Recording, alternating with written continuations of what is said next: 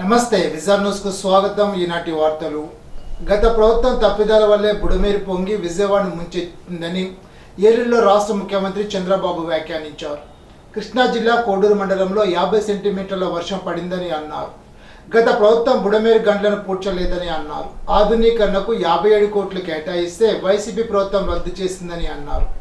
బుడమేరు పరివాహక ప్రాంతాన్ని ఆక్రమించారని అన్నారు. తప్పుడు బిల్లలతో డబ్బు తినేశారని అన్నారు. మంత్రి రామానాయుడు దగ్గరుండి గంటలను పూడ్పించారని తెలిపారు. కృష్ణానదిలో బోట్లను వదలడంతో కౌంటర్ వెయిట్లు దెబ్బతిన్నాయన్నారు. బోట్ల స్తంభాలను ఢీకొట్టుంటే ప్రమాదం తీవ్రంగా ఉండేదని అన్నారు. వైసీపీ వారే బోట్లను కృష్ణానదిలో వదిలారని తెలిపారు. డ్రోన్ కెమెరాలతో సైతం ఆహారాన్ని అందించామని తెలిపారు. వైసీపీ వారు విషం చిమ్ముతున్నారని విమర్శించారు. వరదల్లో నష్టపోయిన రైతుకు హెక్టార్కి 25,000 అందజేస్తామని తెలిపారు. ఉప్పుటే రెగ్యులేటర్ నిర్మాణం చేపడతామని అన్నారు.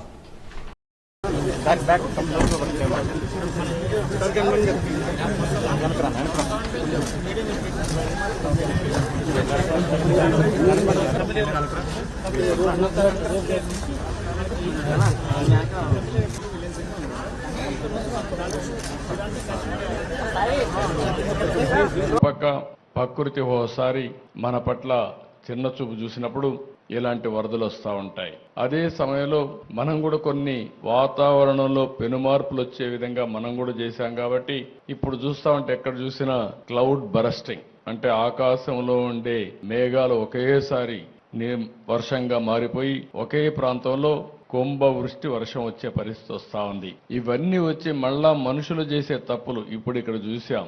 ఎక్కడ చూసినా ఒక డ్రైన్ కూడా తవ్విన పాపాన పోలేదు, ఒక కాలువ తవ్విన పాపాన పోలేదు. ఇంకొక పక్క ఎక్కడ చూసినా తప్పుడు బిల్లులు వేసుకొని తినేసే పరిస్థితికి వచ్చారు. అన్ని పాపాలు వీళ్ళు చేసిన పాపాలు మన పట్ల శాపాలుగా మారాయి. ఈ రోజు మన అందరం కూడా ఇబ్బందుల్లో పడే పరిస్థితి వచ్చింది. నేను చాలాసార్లు మీకు ఒక మాట చెప్పాను. 5 సంవత్సరాల పరిపాలన ఒక దుర్మార్గమైన పరిపాలన.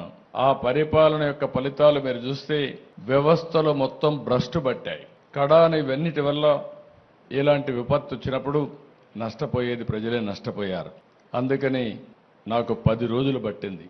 మొదటి 2 రోజులు నేను అధికార యంత్రాంగాన్ని ముందుకు పోమన్నా పోయే పరిస్థితులు కూడా లేరు.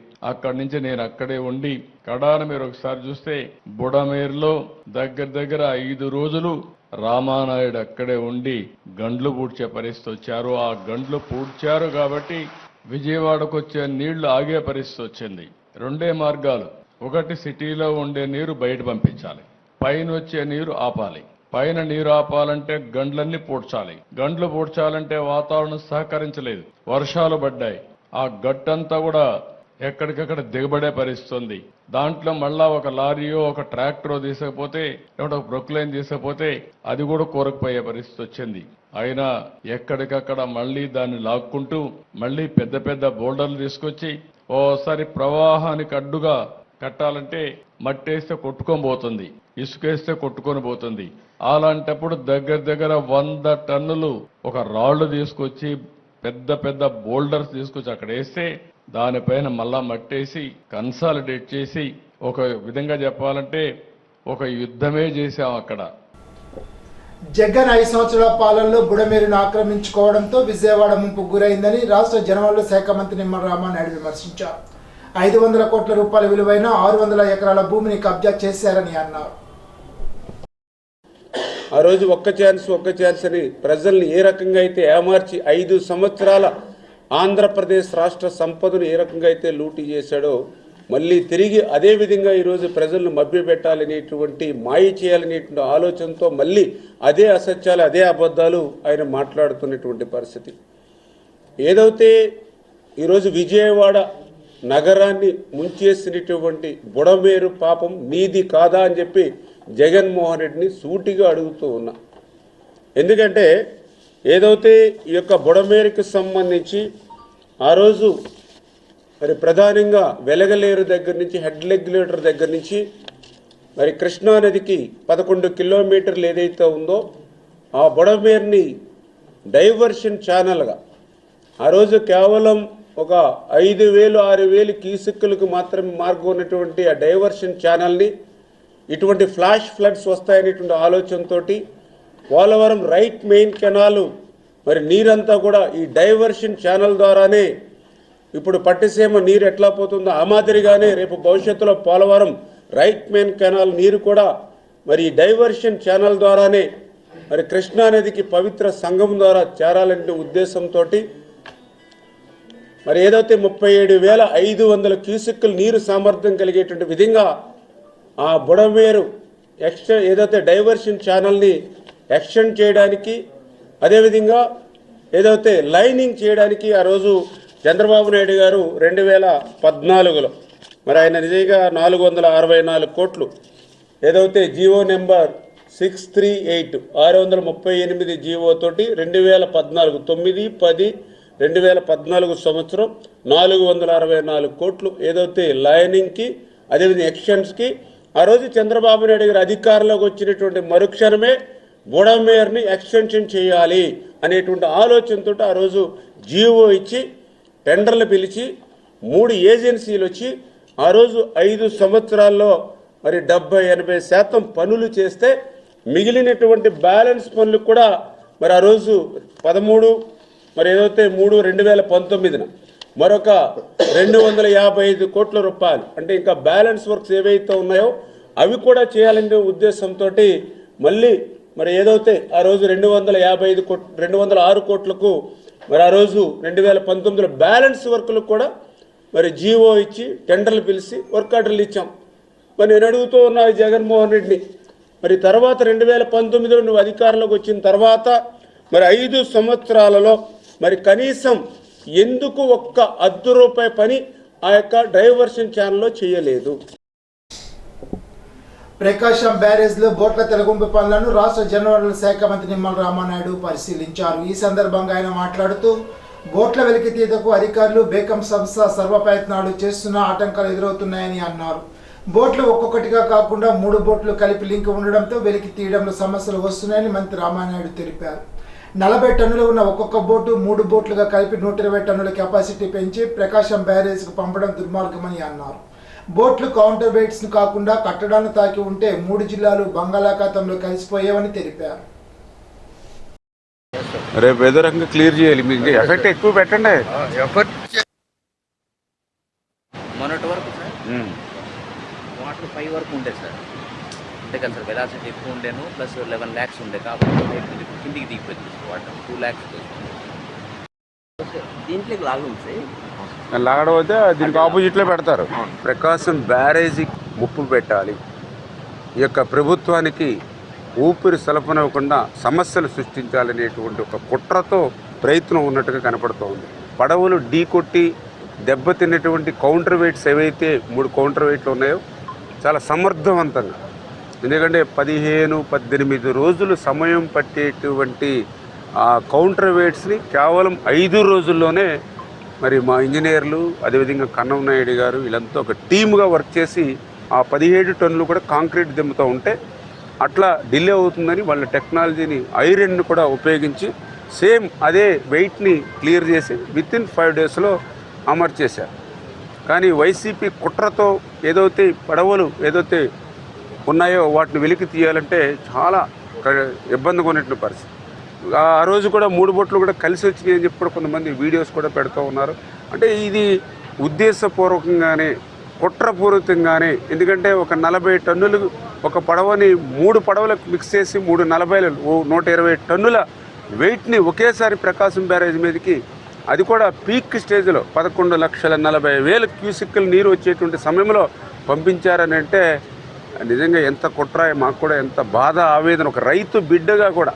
ఎందుకంటే ఇవాళ చొక్క నీరు లేక అలమటించేటువంటి ప్రాంతాలను మనం చూసాం, కనీసం గుక్కడి నీళ్లు లేక అలమటించేటువంటి ప్రజలను చూసాం. అటువంటి దాహార్తిని అన్నదాతల్ని ఆదుకునేటువంటి ప్రకాశం బ్యారేజీ లాంటి దాని మీద కూడా ఇట్లాంటి కుట్రలు పొందితే అంటే ఇంకా తమకు అధికారం లేదు కాబట్టి ఆ ప్రజల మీద కక్ష సాధించాలి, మాకు ఒక్క సీటు కూడా ఇవ్వని జిల్లాలు కాబట్టి ఆ జిల్లాలే తుడిచిపెట్టుకోపోవాలనేటువంటి ఆలోచనతో మరి ఈరోజు ప్రతిపక్షం ఉందా అనేటువంటి బాధ ఆవేదన ఈవేళ కనిపిస్తున్నటువంటి పరిస్థితి. బుధవారం భీమవరం కలెక్టరేట్ విజిటర్ సమావేశ మందిరంలో బివి రాజు విష్ణు కాలేజ్ విద్యా సంస్థ చైర్మన్ కెవి విష్ణురాజు విజయవాడ వరద బాధితుల సహాయార్థం ముఖ్యమంత్రి సహాయ నిధికి 25 లక్షల చెక్కును జిల్లా కలెక్టర్ చంద్రవాడ నాగిరాణి కలిసి అందజేశారు. ఈ సందర్భంగా జిల్లా కలెక్టర్ చంద్రవాడ నాగిరాణి మాట్లాడుతూ బీవీ రాజు కళాశాల యాజమాన్యం పెద్ద మొత్తంలో సాయం చేయడానికి ముందుకు రావడం అభినందనీయమని అన్నారు. సంపాదించడం ఒక్కటే ముఖ్యం కాదని దాతృత్వం కలిగి ఉండడం ఎంతో గొప్ప విషయమని అన్నారు. ఈ విషయంలో బీవీ రాజు విద్యా సంస్థలు ముందు వరుసలో నిలుస్తాయని ఈ సందర్భంగా గుర్తు చేశారు. బీవీ రాజు విద్యా సంస్థల్లో లక్షలాది మంది విద్యను అభ్యసించి ప్రయోజకులు కావడానికి ఆనాడు బీవీ రాజు ముందు చూపుతో గొప్ప దాతృత్వాన్ని కలిగి ఉండడం కారణమని, దీని గురించి ఎంత చెప్పినా తక్కువేనని అన్నారు. విజయవాడ వరద బాధిత సహాయార్థం అత్తిల్లో తెలుగుదేశం, జనసేన, బీజేపీ కార్యకర్తల ఆధ్వర్యంలో విరాళాలు సేకరిస్తున్నారు. గ్రామంలో వీధి వీధిన తిరుగుతూ వరద బాధితుల కోసం తోచిన మొత్తాన్ని అందచేయాలని కోరుతున్నట్లు మండల టీడీపీ అధ్యక్షుడు ఆనాల ఆదినారాయణరావు తెలిపారు. సహకారాలు అందించగలరని కోరి ప్రార్థిస్తున్నాం. మానవ సేవే మానవ సేవ. అత్తిలి గ్రామ ప్రజానికానికి జరుగుతున్నది. అత్తిలి గ్రామం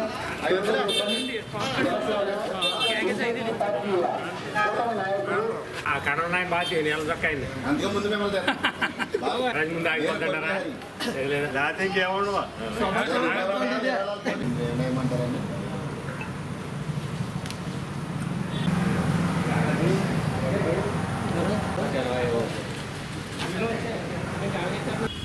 విజయవాడ వరదల కారణంగా వేలాది మంది విజయవాడ నగరంలో నిరాశ్రయులైన సంగతి మనందరం కూడా టీవీలోనూ పేపర్లోనూ చూసాం. ఆ వరద బాధితులకు ఏపీ సీఎం చంద్రబాబు నాయుడు గారు, డిప్యూటీ సీఎం పవన్ కళ్యాణ్ గారు వారు అన్ని సంస్థల నుండి, అన్ని వ్యవస్థల నుండి వారిని ఆదుకోవడానికి నిరంతరాయంగా 10 రోజుల నుండి వారందరూ కూడా కష్టపడుతున్న సంగతి కూడా మనందరం చూసాం. మన ప్రీతమ నాయకులు తణుకు శాసనసభ్యులు ఆర్మిల్లి రాధాకృష్ణ గారి పిలుపు మేరకు విజయవాడ వరద బాధితుల సహాయార్థం అత్తిలి గ్రామంలో ఈరోజు తెలుగుదేశం, జనసేన, బీజేపీ కూటమి ఆధ్వర్యంలో నాయకులు, కార్యకర్తలు గ్రామం అంతా తిరిగి ఇంటింటికి, షాపుకి వెళ్ళి విరాళాలు సేకరిస్తూ విజయవాడ వరద బాధితులకి ప్రతి ఒక్కరూ కూడా తమ వంతు సాయంగా సహకరించాలని చెప్పి కోరుకుంటూ గ్రామంలో విరాళాల సేకరణ కార్యక్రమం జరుపుతున్నాం.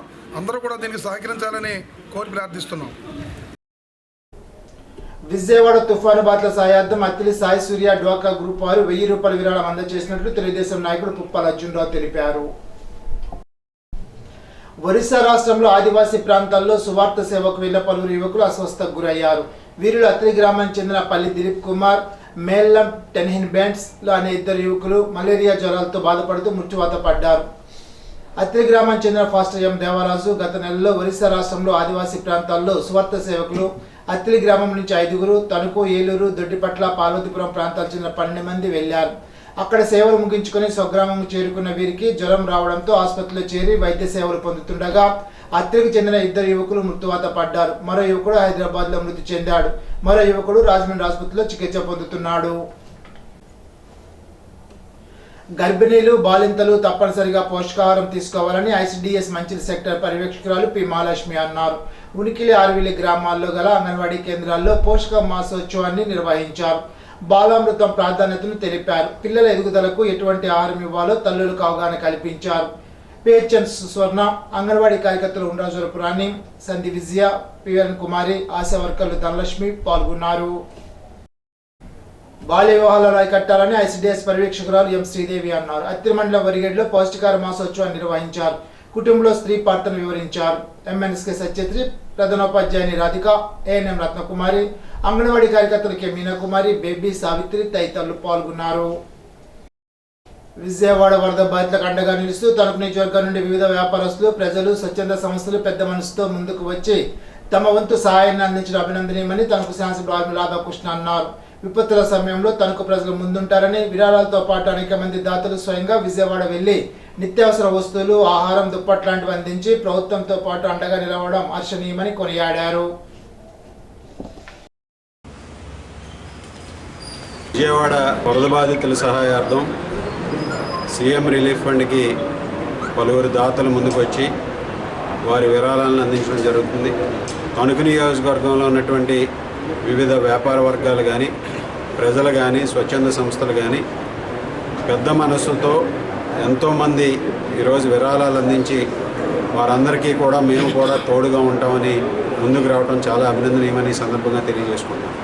ఎప్పుడూ కూడా ఇటువంటి విపత్తుల సమయంలో తణుకు ప్రజలు అటువంటి వారికి ఎవరైతే బాధితులు ఉన్నారో వారికి అండగా నిలబెట్టడానికి ఎప్పుడూ కూడా ముందుంటారని సందర్భంగా తెలియజేసుకుంటూ కేవలం విరాళాలే కాకుండా మన నియోజకవర్గం నుంచి అనేక మంది దాతలు విజయవాడలో నిత్యావసర వస్తువులు కానీ ఇతర అవసరాలు కానీ వారు వెళ్ళి అక్కడ స్వయంగా వారందరూ కూడా పంపిణీ చేయడాన్ని కూడా చాలా అభినందిస్తున్నారు. చాలామంది మహిళలు కూడా ఇక్కడ వారందరూ కూడా విరాళాలు సేకరించి నిత్యావసర వస్తువులు, కూరగాయలు, దుప్పట్లు ఇటువంటివన్నీ కూడా అక్కడ బాధితులకి పంపిణీ చేయడం చాలా చాలా అభినందనీయం.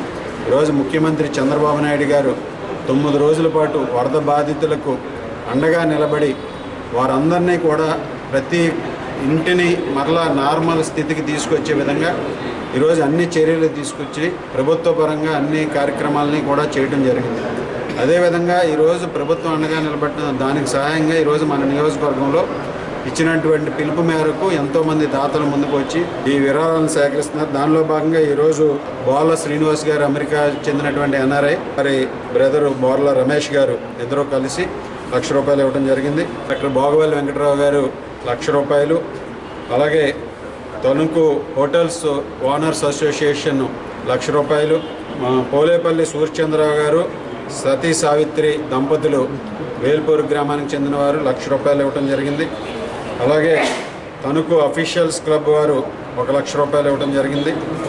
అలాగే దంగేడి శ్రీనివాసరావు గారు ₹5,000, డాక్టర్ దొమ్మేడి సుధాకర్ గారు ₹10,000, ఎలమర్తి శ్రీనివాసరావు గారు ₹5,116, కంటిపొడి రాంబాబు గారు ₹20,000, గుర్రం నారాయణరావు గారు ₹10,000 ఇవ్వడం జరిగింది. దాతలందరికీ ప్రత్యేకమైనటువంటి పేరు పేరున ప్రత్యేకమైనటువంటి ధన్యవాదాలు తెలియజేసుకుంటున్నాను. తణుకు ఇండియన్ పబ్లిక్ స్కూల్ యాజమాన్యం వారు వరద బాధితుల సహాయార్థం ₹1,00,000 విరాళాన్ని తణుకు శాసనసభ్యులు ఆర్మీ రాధాకృష్ణ ద్వారా అందజేశారు. 22వ వార్డులో వరసిద్ధి వినాయక కమిటీ తరఫున కీర్తి శివప్రసాద్ ₹10,000 తణుకు ఎమ్మెల్యే ఆర్మీ రాధాకృష్ణ ద్వారా అందజేశారు.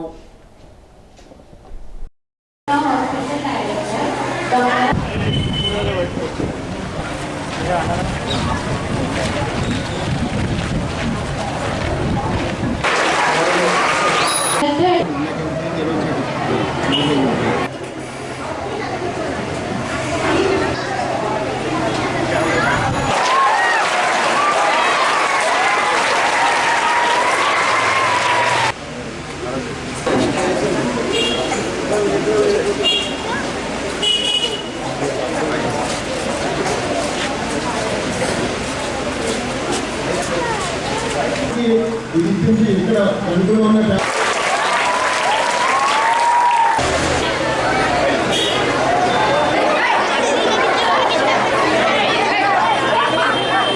విజయవాడలో సంబంధించినటువంటి వరదల కారణంగా ఎంతోమంది, ఎన్నో కుటుంబాలు నిరాశ్రయులై ఉన్నటువంటి పరిస్థితుల్లో అటు ప్రభుత్వం, ఇటు ప్రజలు, దాతలు, స్వచ్ఛంద సంస్థలు కూడా పెద్ద ఎత్తున స్పందించి వీరికి మేము అండగా ఉన్నామని ఒక భరోసాని కల్పిస్తూ అటు చంద్రబాబు నాయుడు గారు నిరంతరం కూడా వారికి అండగా నిలిచి ఒక స్ఫూర్తిగా నిలిచినటువంటి విషయం మనందరికీ కూడా తెలుసు.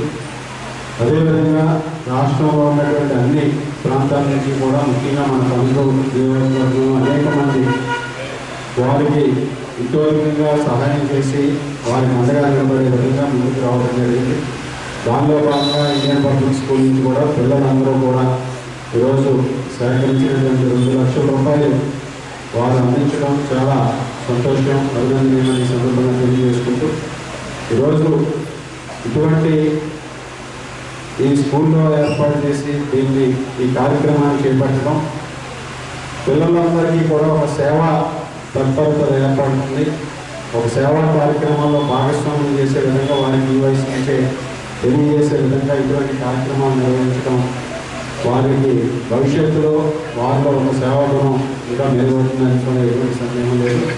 తప్పనిసరిగా ఈరోజు ఈ కార్యక్రమం ద్వారా డాక్టర్ హుస్సేన్ గారు, అదేవిధంగా స్కూల్ స్టాఫ్ కూడా అందరూ కూడా ఒక బాధ్యతగా ఒక మంచి కార్యక్రమాన్ని చేపట్టి ఈరోజు ఈ వరద బాధితుల కోసం సీఎం రిలీఫ్ ఫండ్కి ₹2,00,000, అదేవిధంగా అన్నా క్యాంటీన్కి 40,000 రూపాయలు ఈ స్కూల్ ద్వారా అందించడం చాలా సంతోషం. పబ్లిక్ స్కూల్ పిల్లల ద్వారా వారందరూ భాగస్వాములే.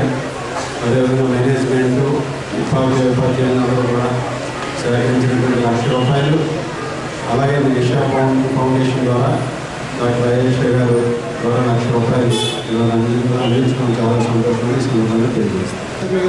తణుకులో ఉన్న పేదలకు అన్నా క్యాంటీన్ ద్వారా రోజు ఆహారం ఇస్తున్నారు కాబట్టి మా వంతు వాళ్ళకు కూడా ఇవ్వండి అని చెప్పి పిల్లలు చెప్పారు. సో ఆ రిక్వెస్ట్ చేసిన ఎమ్మెల్యే గారిని యాక్సెప్ట్ చేశారు.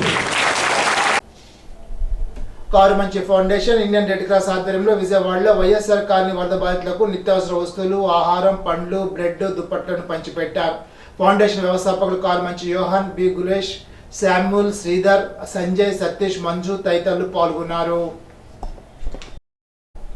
కేంద్రంలో భారతీయ జనతా పార్టీ ప్రభుత్వం ప్రధాని నరేంద్ర మోడీ సుపరిపాలనకు ప్రజలు ఆకర్షితులై బీజేపీ పార్టీ సభ్యత్వాలు తీసుకుంటున్నారని పశ్చిమ గోదావరి జిల్లా బీజేపీ సభ్యత్వ ప్రముఖ్ కొవ్వూరు వెంకటరెడ్డి అన్నారు. తణుకు వెంకటేశ్వర థియేటర్ వద్ద ఉన్న వినాయకుడి గుడి వద్ద తణుకు పట్టణ బీజేపీ సభ్యత్వ ప్రముఖులు బొల్లాడ నాగరాజు, రాసభత్తులు అనుకుమార్, కామర్స్ కిరణ్మయ ఆధ్వర్యంలో జరిగిన బీజేపీ సభ్యత్వ నమోదు కార్యక్రమానికి ముఖ్య అతిథిగా బీజేపీ జిల్లా ప్రధాన కార్యదర్శి, సభ్యత్వ నమోదు జిల్లా ప్రముఖ్ కొవ్వూరు వెంకటరెడ్డి, తణుకు నియోజకవర్గ కన్వీనర్ అయినంపూడి శ్రీదేవులు పాల్గొని మాట్లాడారు. బీజేపీ సభ్యత్వ నమోదు ఎందుకు తీసుకోవాలో తెలియజేసే కరపత్రాన్ని విడుదల చేసి సభ్యత్వ నమోదు కార్యక్రమాన్ని ప్రారంభించారు. ఈ సందర్భంగా సాధారణ సభ్యత్వం తీసుకున్న పార్టీ నాయకులకు సభ్యత్వ ఐడి కార్డులను జిల్లా బీజేపీ సభ్యత్వ ప్రముఖ వెంకటరెడ్డి అందజేశారు. కార్యక్రమంలో పట్టణ అధ్యక్షుడు పెద్దమల అవినాష్ కాంత్, యువమోర్చా పట్టణ కార్యదర్శి కసిరెడ్డి మణిదీప్, బీజేపీ పట్టణ కార్యదర్శి సభ్యత్వ నమోదు ప్రముఖ్ బుద్ధల రాజలక్ష్మి, ఎస్సీ మోర్చా జిల్లా ఉపాధ్యక్షుడు బి మురళీకృష్ణ, సభ్యత్వ నమోదు కో కన్వీనర్ అజయ్ తదితరులు పాల్గొన్నారు.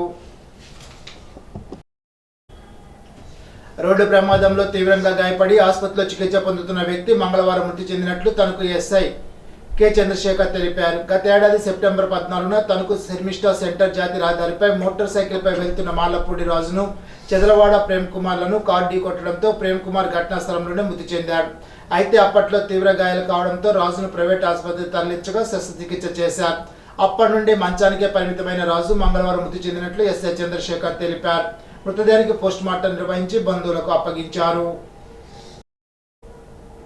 వెంకటరాయపురం ప్రాథమిక పాఠశాలలో వరద బాధితుల ఇతర సహాయ కార్యక్రమాలకు వితరణ చేయడానికి హెల్పింగ్ హ్యాండ్స్ కిట్స్ చార్టీ క్లబ్ ఏర్పాటు చేసినట్లు ప్రధాన ఉపాధ్యాయుడు పి గోపాలకృష్ణ ప్రసాద్ తెలిపారు. ఈ ట్రస్ట్లో విద్యార్థులు, తల్లిదండ్రులు సొమ్మును ఏర్పాటు చేస్తారని తెలిపారు. కార్యక్రమంలో ఉపాధ్యాయుని అమ్మాజీ, అంగన్వాడీ సిబ్బంది రత్నకుమారి, మణికుమారి, ఎస్ఎంసీ చైర్మన్ పొలము లావణ్య, వైస్ చైర్మన్ ముప్పుడు విజయలక్ష్మి, ప్రశాంతి, లలిత, స్థానికులు కండెల్లి వెంకట్రావు, భానుప్రసాద్ పాల్గొన్నారు. ఇప్పుడు ఒక చిన్న బ్రేక్.